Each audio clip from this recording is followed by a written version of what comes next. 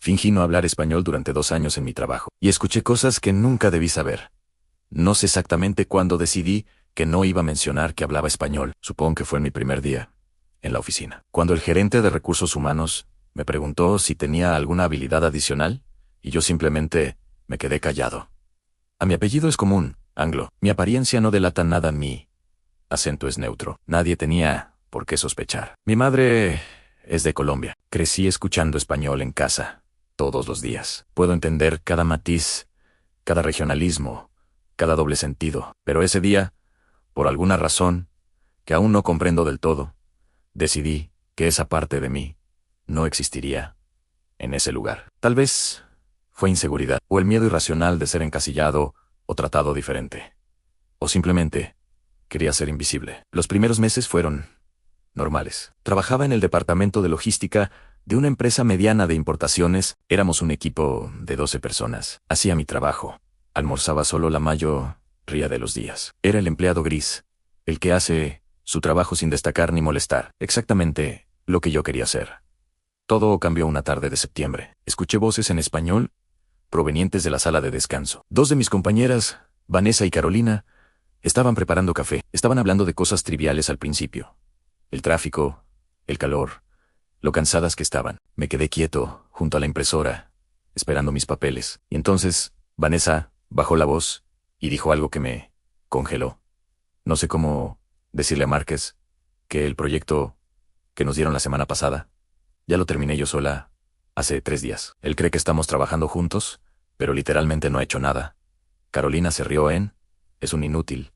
Siempre ha sido así. Deja que se lleve el crédito, si eso te hace la vida más fácil. De todos modos, él le cae bien al jefe. Márquez era mi supervisor directo.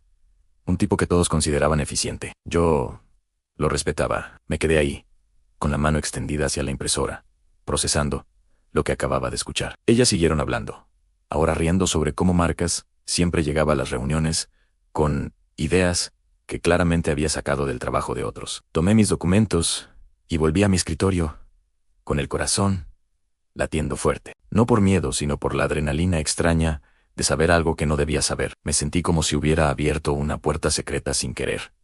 Esa fue solo la primera vez. Durante las siguientes semanas, empecé a notar patrones. Vanessa y Carolina no eran las únicas que hablaban español en la oficina. También estaba Roberto, de ventas, y Claudia, de contabilidad. Todos asumían que nadie más los entendía, y técnicamente tenían razón, excepto por mí.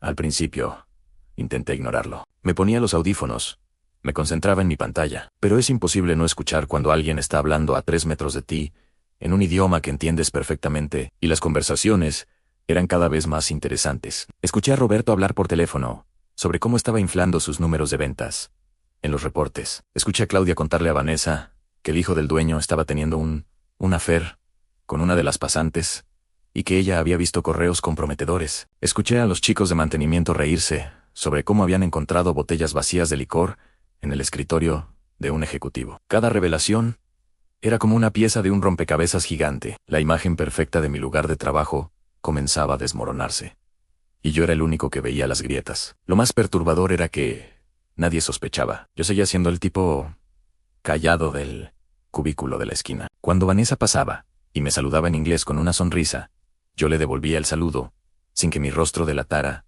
que le había escuchado hablar horrores de casi todos. Cuando Márquez me daba instrucciones, yo asentía respetuosamente, aunque sabía que probablemente iba a tomar crédito por mi trabajo. Pasaron 6 meses, luego 1 año. Yo seguía en mi papel de observador invisible.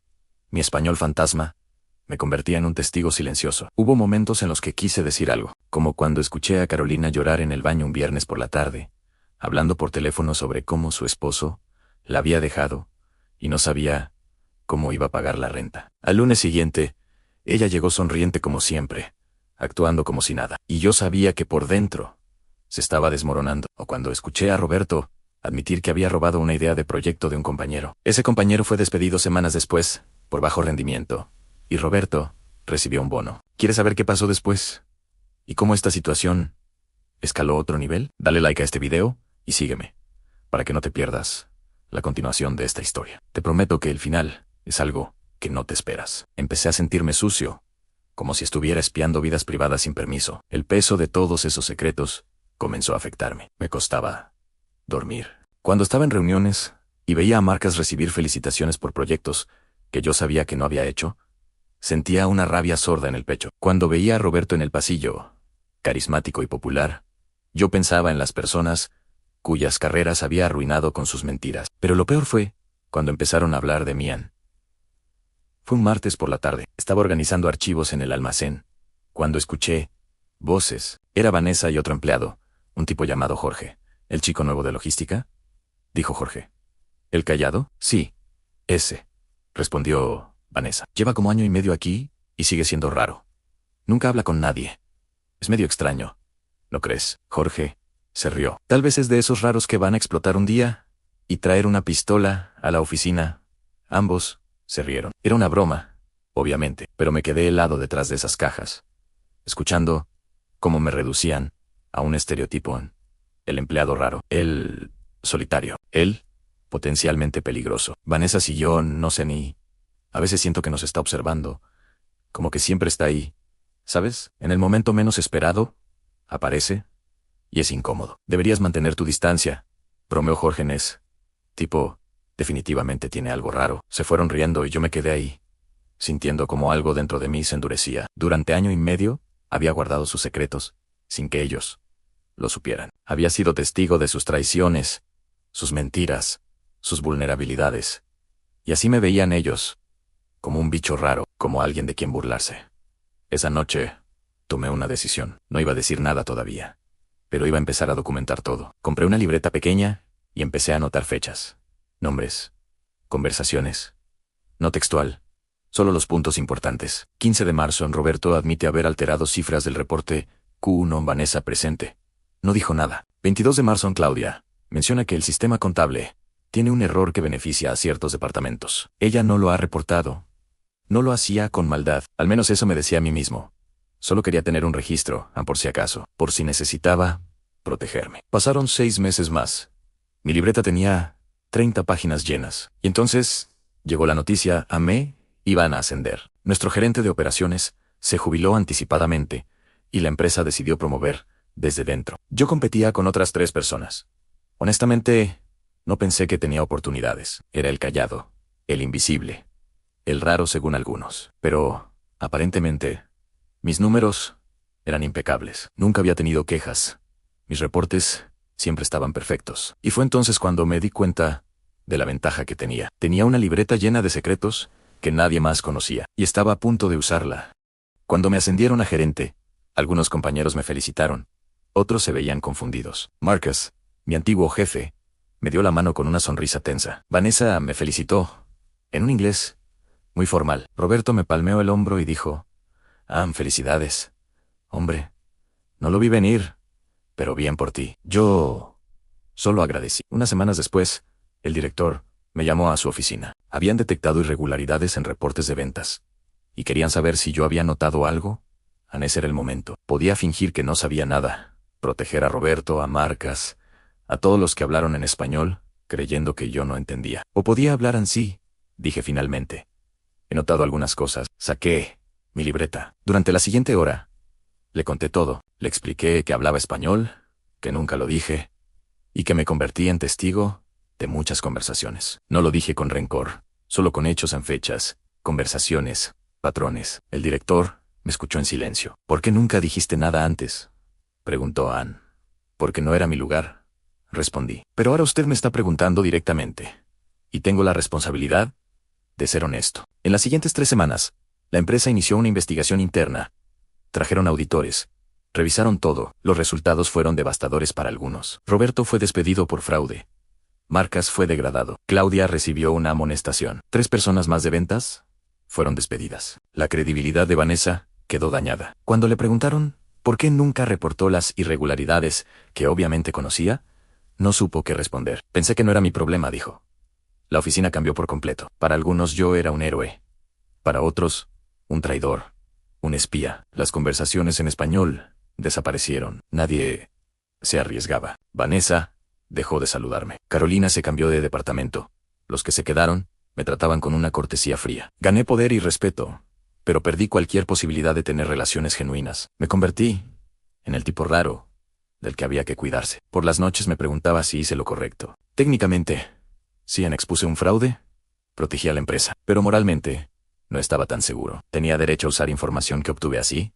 ¿El fin justificaba los medios? 3 meses después, Carolina me encontró en el estacionamiento. No te culpo, me dijo, pero ojalá hubieras dicho algo antes. De otra manera, tal vez las cosas no habrían tenido que explotar así. Tenía razón, acumulé secretos durante 2 años, hasta que todo se desbordó de la forma más destructiva. Si hubiera sido honesto desde el principio, si hubiera confrontado las situaciones en el momento, quizás todo habría sido diferente, pero no lo hice. Elegí ser invisible. Y cuando finalmente usé ese poder, destruí vidas y relaciones, incluyendo un poco de la mía. Ahora, 1 año después, sigo en la empresa. Tengo un buen sueldo, autoridad, mi trabajo es excelente, pero almuerzo solo. No voy a los happy hours. La gente me respeta, pero no me quiere. Soy visible, poderoso, pero estoy más solo que nunca. A veces, cuando paso por la sala de descanso y escucho a los nuevos empleados hablar en español, quiero decirles, hey, yo también hablo español, pero no lo hago, porque ahora todos saben que lo hablo. Todos saben que escucho. Y eso me ha convertido en alguien de quien cuidarse. Anoche recibí un correo anónimo, solo una línea en español.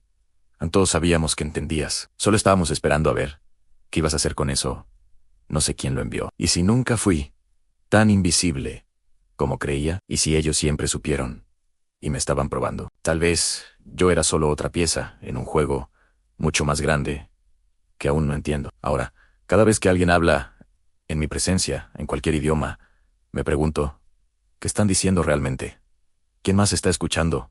Sin que yo lo sepa. La confianza es un vidrio. Una vez que se rompe, nunca vuelve a ser igual. Y yo rompí ese vidrio de una forma tan completa que nos cortó a todos, incluyéndome. No sé si lo que hice estuvo bien o mal. Solo sé que el silencio nunca es realmente silencio. Siempre está diciendo algo. Y a veces, lo que dice es mucho más ruidoso que cualquier palabra. Gracias por escuchar mi historia. Si te gustó este video, no olvides suscribirte y dejar un comentario. Nos vemos en el próximo.